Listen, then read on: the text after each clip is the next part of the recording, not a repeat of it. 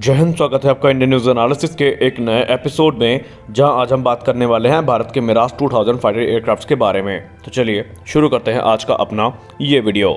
दोस्तों, एक तरफ जहां भारत अपने फाइटर एयरक्राफ्ट प्रोक्योरमेंट प्रोग्राम को तेज कर रहा है और कोशिश कर रहा है कि जो पुराने फ्लीट है उनको जल्द से जल्द अपग्रेड मिल सके और वायुसेना की ताकत में इजाफा किया जा सके, तो एक तरफ जहां इस प्रोग्राम में काफ़ी तेज़ी दिखाने की कोशिश की गई, वहीं एक ऐसी रिपोर्ट आई है जो एक बार फिर से हमें हताश और निराश करती है। और ये रिपोर्ट आई है भारत के मिराज 2000 फाइटर एयरक्राफ्ट्स को लेकर के। जी हाँ, एक रिपोर्ट में ये बताया गया था प्रिंट की कि भारत के जो मिराज 2000 एयरक्राफ्ट है, इनके अपग्रेडेशन प्रोग्राम में एक बार फिर से डिले का सामना करना पड़ सकता है। और ये जो डिले है ये काफ़ी ज़्यादा नुकसानदायक भारतीय वायुसेना के लिए हो सकती है।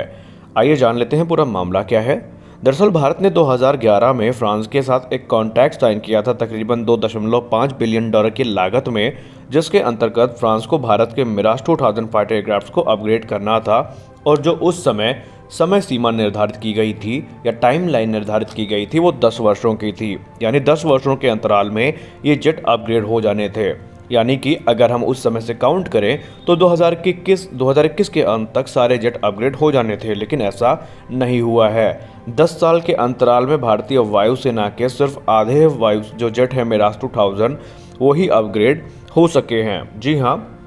भारतीय वायुसेना के जो आधे जेट हैं अभी सिर्फ वही अपग्रेड हुए हैं। ये जेट वही हैं जिन्होंने बालाकोट एयर स्ट्राइक में पाकिस्तान के अंदर घुस करके आतंकी ठिकानों को नेस्तनाबूद किया था। और भारतीय वायुसेना ने इनको 1982 से 85 के बीच में खरीदा था ताकि फ्रांस के जो ये जहाज़ हैं ये पाकिस्तान को मिलने वाले F-16 को टक्कर दे सकें। हालांकि अपग्रेड की जहाँ तक रही बात, तो इनकी फायर पावर को काफ़ी इम्प्रूव किया गया है। इनमें नए सेंसर्स को जगह दी गई है और इनके इलेक्ट्रॉनिक वॉरफेयर सिस्टम को काफ़ी ज़्यादा मजबूत किया गया है, या इनडायरेक्टली हम ये कह लें तो इनके लाइफ का काफ़ी बड़ा एक्सपेंशन हो चुका है। और अगर हम इस अपग्रेडेशन प्रोग्राम की बात कर लें तो यहाँ पर जो इसको बनाने वाली कंपनी डसॉल्ट एविएशन है,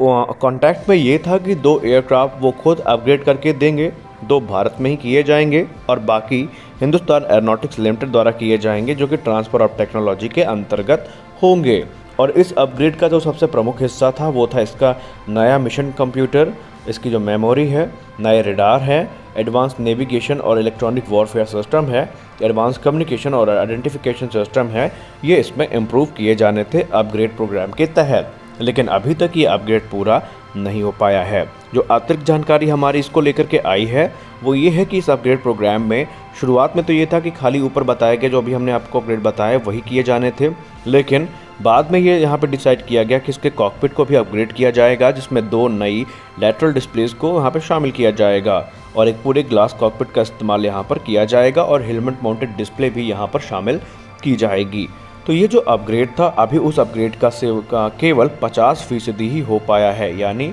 अगर हम मोटे मोटे तौर पर बात करें तो भारत में 51 मिराज 2000 को अपग्रेड करने का प्लान था, जिनमें से अभी सिर्फ जो ये आप ये कह सकते हैं कि 25 या उससे कम मिराज 2000 ही अपग्रेड हो सके हैं। और अभी आने वाले 2 से 3 सालों में हमें इसका वेट करना पड़ेगा, यानी जो अपग्रेडेशन प्रोग्राम है वो 2 से 3 साल लंबा खिंच सकता है। तो आखिरकार सवाल ये उठता है कि भारतीय वायुसेना के जो ये जेट है इनमें अपग्रेड करने में इतनी देरी क्यों आई, इसका कारण क्या है। तो दोस्तों, शुरुआत के जो 16 एयरक्राफ्ट है जिनमें से 4 डसॉल्ट एविएशन द्वारा मैन्युफैक्चर किए गए थे थेल्स की मदद से, वो भारतीय वायुसेना को डिलीवर किए जाने थे IOC कॉन्फ़िगरेशन के तहत, यानी इनिशियल ऑपरेशनल क्लियरेंस के तहत। और जो बाकी के 35 एयरक्राफ्ट थे वो फाइनल ऑपरेशनल क्लियरेंस के अंतर्गत भारत को मिलने वाले थे। और एचएएल के एक सोर्स ने यह बताया कि फरवरी 2019 में एक अपग्रेडेड मिराज 2000 की टेस्ट फ्लाइट के दौरान जो हादसा हुआ था, जो कि काफ़ी गंभीर था, उसने इनके डिले में एक अहम भूमिका निभाई, क्योंकि उस हादसे के बाद एक बार फिर से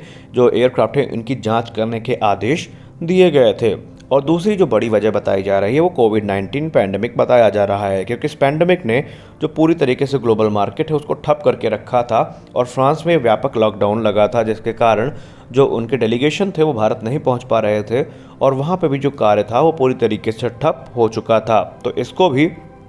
एक बड़े कारण के तौर पर देखा जा रहा है। और जो बाकी सोर्सेज बता रहे हैं वो ये है कि जो डिलीवरी में डिले है वो उसके कारण भी हो सकती है कि जो इंजन ओवरहॉल्ड हैं उनकी जो डिलीवरी है वो अभी तक नहीं हो पाई है, यानी कुछ इंपॉर्टेंट सिस्टम और जो इंजन है उनकी सप्लाई में भी प्रॉब्लम्स का सामना करना पड़ा है। और इसी समय इंडियन एयरफोर्स ने अपना एक वक्तव्य दिया था और वो ये था कि जो FOC वेरिएंट है उसमें भी कुछ इशू देखे गए हैं जिससे भारतीय वायुसेना सेटिस्फाई नहीं है, और जो नए सिस्टम इंटीग्रेट किए गए हैं वो भी उतने अच्छे से कार्य नहीं कर रहे थे अपग्रेडेड मिराज 2000 में। और यही कारण है कि भारतीय वायुसेना एक नए सिरे से एयरक्राफ्ट की चेकिंग चाहती थी और इंडियन एयरफोर्स ये एश्योर करना चाहती थी कि इस एयरक्राफ्ट में किसी प्रकार की कोई दिक्कत ना हो, क्योंकि एयरक्राफ्ट में ज़रा सी भी दिक्कत पायलट्स की जान ले सकती है और इंडियन एयरफोर्स इस चीज़ को लेकर के कोई चांस नहीं लेना चाहती थी। और यहाँ पर एक खास चीज़ जो आपको पता होना चाहिए वो ये है कि जो अपग्रेडेड मिराज 2000 है, इन्होंने अक्टूबर 2013 में ही अपनी जो पहली फ़्लाइट थी वो पूरी कर ली थी और 2 साल के बाद इनमें कुछ कमियों का सामना करना पड़ा था। हालांकि वो कमियां क्या थी उसको लेकर के अभी तक कुछ पता नहीं चला है। अब जो नए रेडार्स में इस्तेमाल किए गए हैं, जो नए इलेक्ट्रॉनिक वॉरफेयर सूट इस्तेमाल किए गए हैं और जो नया मिशन कंप्यूटर इस्तेमाल किया गया है उसको तो इंडियन एयरफोर्स ने दोनों हाथों से एक्सेप्ट कर लिया है। लेकिन अभी भी जो मिराज 2000 है इनके अपग्रेडेशन प्रोग्राम में थोड़ा हमें समय लगने वाला है। और आपको तो पता ही होगा कि अभी भारत ने यूज्ड मिराज 2000 जेट्स को फ्रांस से ख़रीदा है और ये जो जेट हैं ये ऑलरेडी फेज़ आउट किए जा चुके हैं फ्रांस की वायुसेना से। यहाँ पे भारत का मकसद ये है कि भारत को जो मिराज 2000 की फ़्लीट है वो 2030 तक तकरीबन लेके जानी है, जब तक हमारे तेजस मार्क 2 जैसे प्रोजेक्ट प्रत्यक्ष रूप से हमारे सामने नहीं आ जाते। तो ऐसे में अब क्योंकि फ्रांस की वायुसेना ने मिराज 2000 को पूरी तरीके से अपने वायुसेना से बाहर कर दिया है, तो जाहिर सी बात है जब वायुसेना से ये एयरक्राफ्ट बाहर हो चुके हैं तो इनके प्रोडक्शन में भी अब कमी आएगी और आने वाले समय में जो स्पेयर पार्ट्स हैं इनकी सप्लाई में भी व्यवधान उत्पन्न होगा। तो उसी व्यवधान और उसी डिले से बचने के लिए इंडियन एयरफोर्स ने एक स्टेप आगे बढ़ाते हुए तकरीबन 2 दर्जन मिराज 2000 जेट्स को खरीदा है। खरीदने का मकसद साफ है कि इन एयरक्राफ्ट के कुछ पार्ट ऐसे हैं जिनको काफ़ी लंबे समय तक इस्तेमाल किया जा सकता है और इंडियन एयरफोर्स इन्हें एक क्रिसमस ट्री के तौर पर रखेगी, ताकि जब भी ज़रूरत पड़े तो इनके स्पेयर पार्ट्स को निकाल करके अपने मिराज 2000 जेट्स में इस्तेमाल किया जा सके, क्योंकि एयरक्राफ्ट में कुछ पार्ट ऐसे होते हैं जो अपनी पूरी लाइफ कार्य करते हैं। और यही कारण है कि इंडियन एयरफोर्स का जो निर्णय है इसको डिफेंस एक्सपर्ट भी काफ़ी सराह रहे हैं और डिफेंस एक्सपर्ट्स का ये मानना है कि मिराज 2000 की जैसी कैपेबिलिटी है और जो अपग्रेड मिल रहे हैं उसके बाद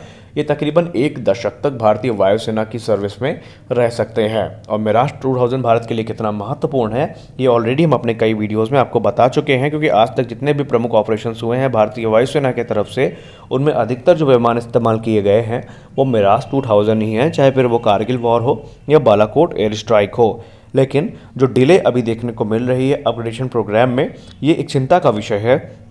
और इंडियन एयरफोर्स को इसके विषय में जल्द से जल्द सोचना चाहिए। तो फिलहाल के वीडियो में बस इतना ही, मिलते हैं अपने अगले वीडियो में, तब तक के लिए जय हिंद।